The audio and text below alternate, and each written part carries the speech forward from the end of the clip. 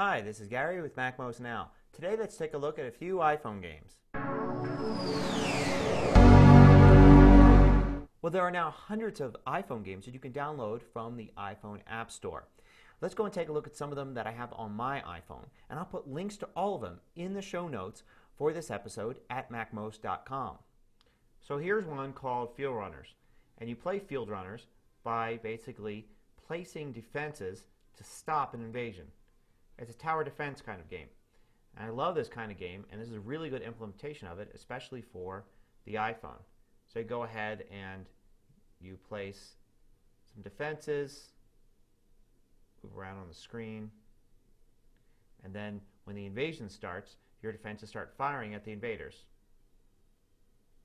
and stopping them. And of course, each wave gets harder and harder, and you have to build up cleverer and cleverer defenses to stop them from coming. A variation on this type of strategy game is Castles. In this game, you do a similar kind of thing by placing defenders, and you get to move them each turn. So it's a turn-based strategy game, which is a little bit different and may appeal to a different type of strategy game player. Now, if you're really into strategy like I am, there is one real-time strategy game that I found that's pretty good. In Strategic Assault, you get to set up bases and generate new armaments and things like that, just like you would in a regular strategy game. It looks pretty good too and plays pretty well. So here's a classic game that's ported to the iPhone. For me, this is all about nostalgia, but I'm really impressed with how well the game plays. It plays pretty much like the original, looks like the original, and even sounds like the original.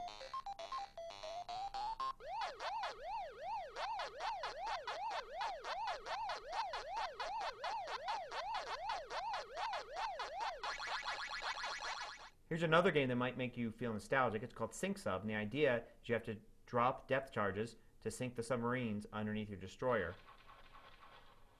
And you have to watch out so they don't destroy you. Fortunately, I have to go ahead and move the iPhone left and right in order to move your ship, so it's hard to demonstrate here. Now here's a game that gets a little bit more innovative with the use of physics inside of a touchscreen application. So you have this little purple ball here, and you need to create new objects by simply drawing them. The new objects fall and push the blue ball into the yellow star.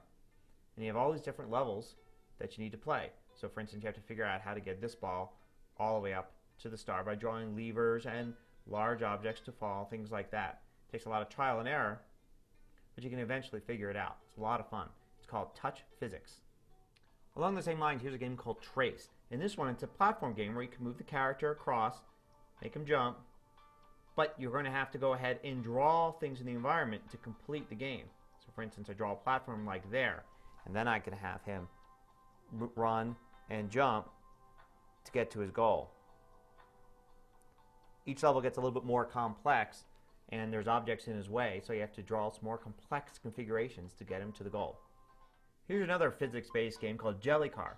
In this one, you have to move a car across the screen using touches and also reorienting the iPhone to make it go up or down.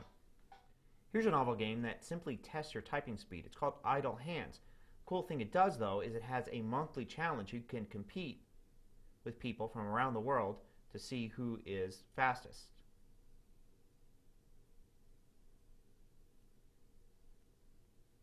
And you type in the phrase, and then you see how quickly you can type it in compared to other people around the world. Or you can simply use it as a way to measure your typing speed.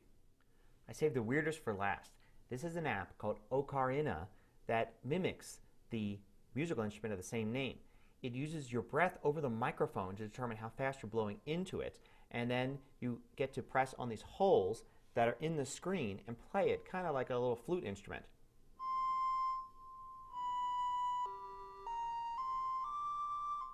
You play all sorts of different tunes on it. What's even cooler is the fact that it takes the tunes that you're playing and it goes and spreads them out through the internet, and other people can listen to what people are playing all over the world in this kind of 3D Earth-like view where you see all the music emanating from different places in the world as people play them.